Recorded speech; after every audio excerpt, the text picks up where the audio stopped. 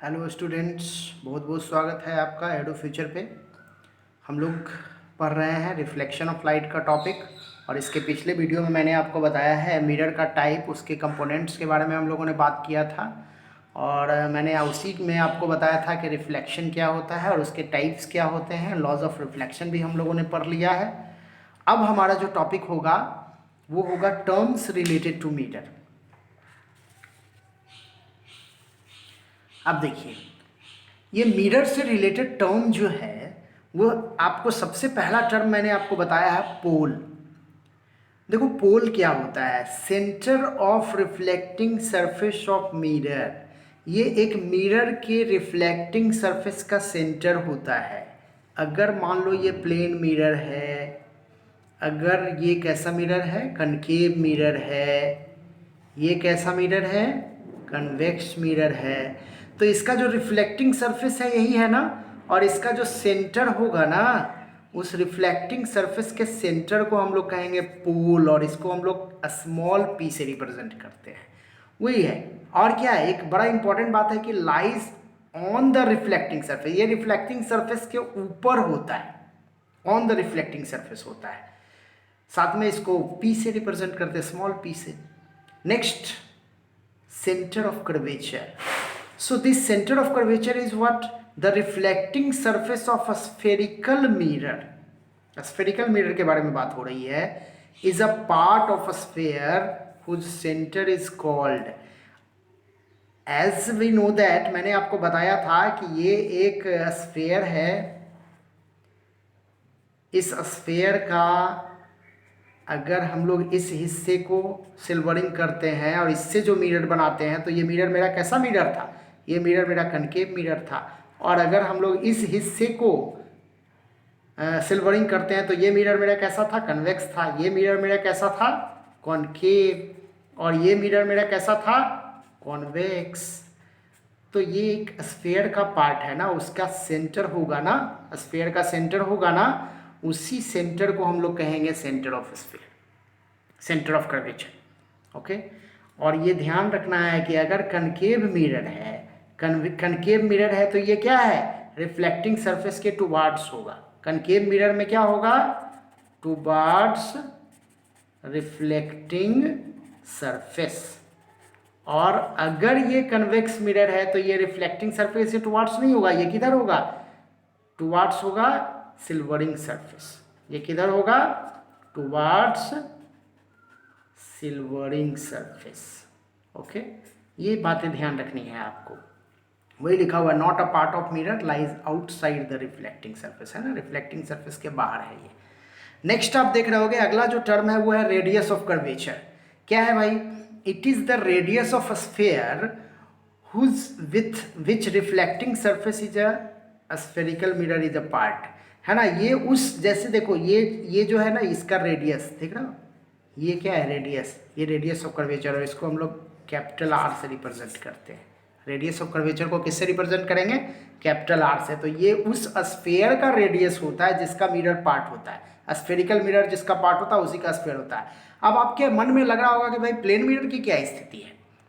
देखिए, plane mirror का जो सेंटर ऑफ कर्वेचर होता है ना, वो एक्चुअली में इनफाइनाइट होता है। इसका सेंटर ऑफ कर्वेचर क्या होगा, इनफाइनाइट होगा। एक्चुअली में plane mirror is a part of very large sphere. ये ध्यान रखना है, प्लेन मिरर में जो सेंटर ऑफ कर्वेचर होगा वो क्या होगा, इनफाइनाइट होगा। और उसका रेडियस ऑफ कर्वेचर भी क्या होगा, इनफाइनाइट होगा, क्योंकि इसका कोई फिक्स नहीं है, ये बहुत बड़ा स्फेयर का पार्ट होता है। ओके। अब हम लोग बात कर रहे हैं नेक्स्ट टर्म का, वो हमारा होगा प्रिंसिपल एक्सिस। देखिए टर्म क्या आ गया, प्रिंसिपल एक्सिस। ये प्रिंसिपल एक्सिस क्या होता है, अब देखो ये क्या है, imaginary straight line passing through the pole and centre of curvature. अब अगर मान लो एक मिरर हम लोग लगाते हैं, जैसे ये एक मिरर है, कौन सा मिरर है, बिल्कुल कॉनकेव मिरर है। तो कॉनकेव मिरर को अगर हम लोग देखते हैं और ये मेरा पोल है और ये मेरा सेंटर ऑफ कर्वेचर है, तो इसके थ्रू जो एक इमेजिनरी लाइन पास करेगा ना, उसी को हम लोग बोलेंगे प्रिंसिपल एक्सिस। इसको हमने mn से रिप्रेजेंट किया है, that is called principal axis. ये एक इमेजिनरी लाइन होता है। और ये क्या होता है, परपेंडिकुलर होता है, ये नॉर्मल होता है, ये इस पॉइंट पे नॉर्मल माना जाता है, ये ध्यान रखना है आपको। अब नेक्स्ट आप देख रहे होंगे आपके एनसीईआरटी में एक एक्टिविटी बताया गया है कि आपको ले लेना है कौन सा मिरर, तो कनकेव मिरर ले लेना है। अब कनकेव मिरर आपको कहाँ मिलेगा, देखो एक चीज़ ध्यान रखना, अगर आप स्पून की बात करो ना, स्पून तो सबके घर में होता है। एक स्पून को अगर आप देखिएगा तो स्पून का शेप कुछ ऐसा होता है, इस तरह से कुछ शेप होता है स्पून का। अब ये स्पून का जो शेप होता है ना, ये इधर वाला जो रिफ्लेक्टिंग सरफेस है ना, वो कनकेव मिरर के जैसा काम करेगा। ये काम करेगा किसके जैसा, कनकेव मिरर के जैसा। और इधर वाला जो रिफ्लेक्टिंग सरफेस होगा ये कन्वेक्स मिरर के जैसा काम करेगा, ये ध्यान रखना है आपको। तो कनकेव मिरर को कुछ इसी ढंग से आपको समझना है। तो मैं बात कर रहा हूँ एक एक्टिविटी का कि आपको क्या ले लेना है, कनकेव मिरर ले लेना है और उसको सनलाइट में रखना है और उसके सामने एक पेपर रख लीजिए, एक स्मॉल पेपर रख लीजिए। तो स्मॉल पेपर रखने के बाद आप क्या देखोगे कि व्हेन नंबर ऑफ रेज, उस पेपर पे आपको एक स्पॉट नजर आएगा, लाइट स्पॉट नजर आएगा, dark light, high intensity light spot नजर आएगा। उस लाइट स्पॉट की वजह से आप देखिएगा ना, वो कागज़ का टुकड़ा जो होगा उसमें धुआं उठने लगेगा, वो बर्न करने लगेगा, कुछ ऐसा होगा। ऐसा क्यों होता है, क्या कारण है इसका? एक्चुअली में ये जो मिरर है ना, कनकेव मिरर जो आप देख रहे हो ना, कनकेव मिरर एक्चुअली में कन्वर्जिंग मिरर है। ये कैसा मिरर है, ये कन्वर्जिंग मिरर है। और कन्वर्जिंग मिरर जो होता है ना, वो क्या करता है, वो बहुत सारे लाइट को एक पॉइंट पे कन्वर्ज करता है। तो बहुत सारे लाइट को एक पॉइंट पे कन्वर्ज करेगा तो वहाँ का हीटिंग इफेक्ट क्या होगा, बहुत हाई हो जाएगा। और हीटिंग इफेक्ट हाई होने की वजह से वो जलने लगेगा, वो जो आपका है ना जलना शुरू हो जाएगा। तो इसी एक्टिविटी के हिसाब से हम उस पॉइंट को रिप्रेजेंट करने वाले हैं, जिस पॉइंट पे उसने बर्निंग इफेक्ट काउज किया, एक्चुअली में वही पॉइंट हमारा क्या है, फोकस है। तो आप देखिए यहाँ पे क्या बताया गया, द कन्वर्जिंग और diverging point of a spherical mirror on principal axis when number of parallel rays falls on it with respect to principal axis. ये कैसा पॉइंट है, कन्वर्जिंग पॉइंट है या फिर डाइवर्जिंग पॉइंट है। अब देखिए ये कनकेव मिरर और कन्वेक्स मिरर में मैं आपको समझाने की कोशिश कर रहा हूं। जैसे ये कनकेव मिरर हमारा है और ये मेरा कन्वेक्स मिरर है।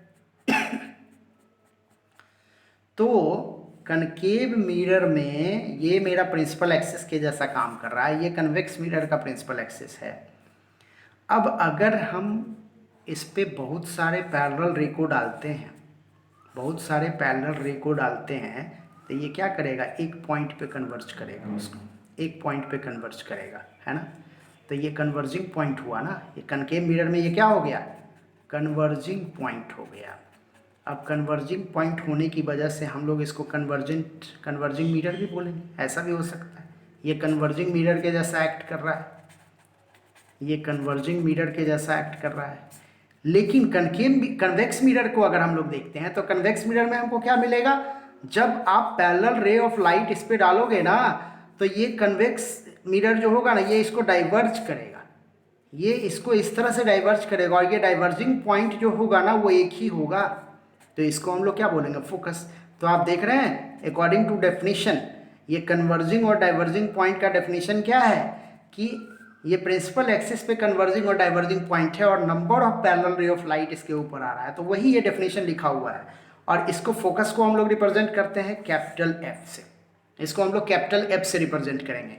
और एक चीज़ मैं और यहाँ बता देना चाहूँगा आपको कि अगर हम लोग एक प्लेन मिरर की बात करते हैं, तो अभी मैंने बताया कि प्लेन मिरर एक बहुत बड़े स्फेरिकल मिरर का पार्ट माना गया है, तो इसका जो फोकस होगा वो क्या होगा, इनफाइनाइट होगा, ये ध्यान देना है। एक प्लेन मिरर का फोकस क्या माना जाता है, इनफाइनाइट माना जाता है। अब इसके बाद का जो हमारा टॉपिक होगा वो होगा फोकल लेंथ।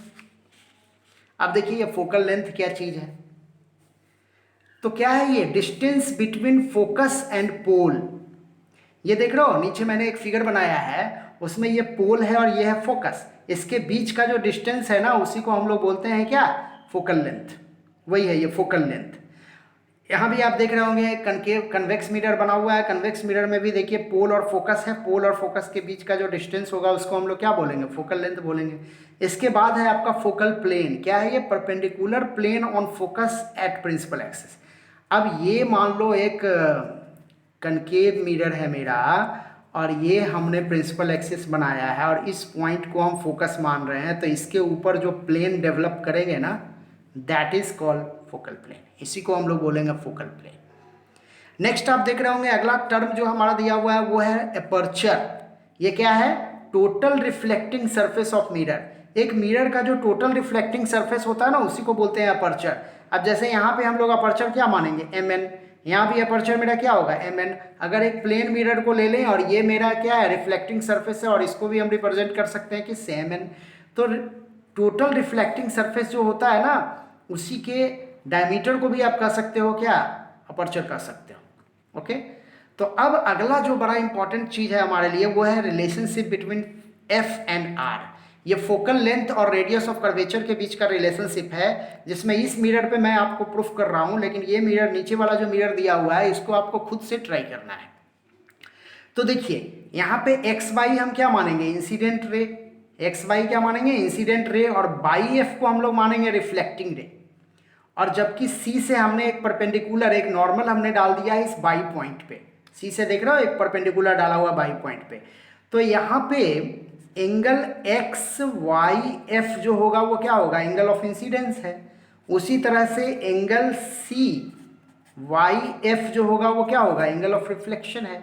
तो अगर हम लोग लॉज ऑफ रिफ्लेक्शन से आए तो हमको क्या पता है? I is equal to are. ये पता है ना, लॉज ऑफ रिफ्लेक्शन के थ्रू हम ये बात कर सकते हैं ना, I is equal to are. लेकिन आप देख रहे होगे सी से हमने बाई के ऊपर जो एक नॉर्मल डाला, इसकी वजह से यहाँ पे एक ट्रायंगल डेवलप हो रहा है। अब ये ट्रायंगल को अगर हम लोग देखते हैं तो देखिए इस ट्रायंगल में क्या है। मैं बात कर रहा हूँ इन ट्रायंगल, क्या लेंगे हम लोग? सी वाई एफ। अब ट्रायंगल सी वाई एफ में अगर हम लोग लेते हैं तो हम क्या देखेंगे? हम यहाँ पे देखेंगे कि मेरा एंगल, इस ट्रायंगल में एंगल सी वाई एफ जो है ना, वो सी वाई एफ जो है वो क्या है? आर है। जबकि एंगल जो मेरा है वाई सी एफ जो है वो देखिए तो आई के बराबर होगा क्या? देखिए ये एंगल जो मेरा होगा वो इस एंगल के बराबर होगा क्या? क्योंकि ये दोनों लाइन एक्स वाई और जो मेरा प्रिंसिपल एक्सिस है ये दोनों पैरेलल है और ये उसको इंटरसेक्ट कर रही है, तो ये और ये एक दूसरे का क्या होता है? अल्टरनेट एंगल होता है ना। तो उसके हिसाब से ये क्या हो जाएगा? बराबर हो जाएगा। अब इस ट्रायंगल में देख रहे हो सी वाई एफ और वाई सी एफ एक दूसरे का बराबर हो जाएगा। तो अगर ऐसा कुछ है इस एंगल में, इस ट्रायंगल में ये दोनों एंगल बराबर है, इसका मतलब ये क्या है? इस ट्रायंगल के अंदर आपको F C is equal to Y F हो जाएगा कि नहीं? F C is equal to Y F हो जाएगा ना। ये ध्यान देने की बात है। जब ये और ये क्या हो गया? बराबर हो गया। जब ये दोनों बराबर हो गया, अब मैं बात कर रहा हूं कि इफ, ध्यान दीजिएगा मैं क्या बता रहा हूं कि if aperture of mirror taken as small, अगर हम लोग मिरर के अपर्चर को स्मॉल लेते हैं, मतलब ये अपर्चर अगर स्मॉल ले लेते हैं, देन क्या होगा? देन वाई पॉइंट जो है आपका, then Y point is near about P. ये वाई जो होगा वो पी के नज़दीक हो जाएगा। तो जब वाई पी के नज़दीक हो जाएगा तो ऐसे कंडीशन में क्या हो जाएगा? ये वाई एफ जो होगा वो पी एफ के बराबर हो जाएगा, है ना। ये वाई एफ पी एफ के बराबर हो जाएगा।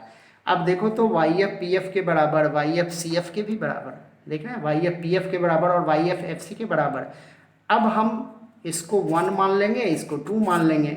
तो 1 और 2 से हम क्या कर सकते हैं? बाई इक्वेशन 1 एंड 2 हम क्या लिख सकते हैं?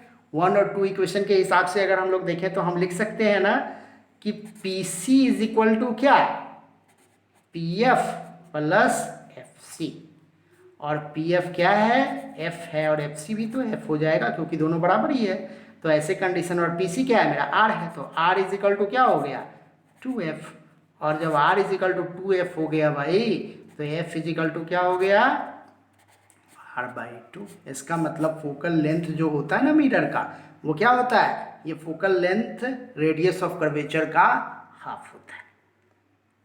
ओके, अब मैंने बताया था कि मैं आपको यहाँ पे थोड़ा सा बता दूंगा कि कन्वेक्स मिरर, कनकेव मिरर जो है उसको मॉडिफाइड करते हैं तो मेरा कुछ और भी टर्म आता है।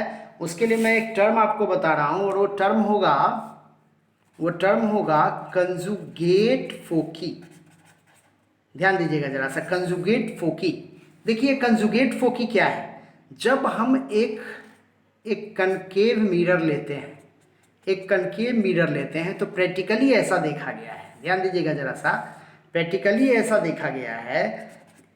ये मेरा एम प्रिंसिपल एक्सिस हो गया, ए बी इसका अपर्चर हो गया, पी पोल हो गया, फोकस मान लीजिए मैं ये ले रहा हूँ और ये मेरा सी है। मान लीजिए फोकस में फोकल लेंथ जो है ना वो आपको दिया हुआ है कि भाई लगभग ये कितना है, तो 10 सेंटीमीटर है। तो 10 सेंटीमीटर है, इसका मतलब ये क्या है, ये कन्वर्जिंग पॉइंट, ये मेरा क्या है, कन्वर्जिंग पॉइंट।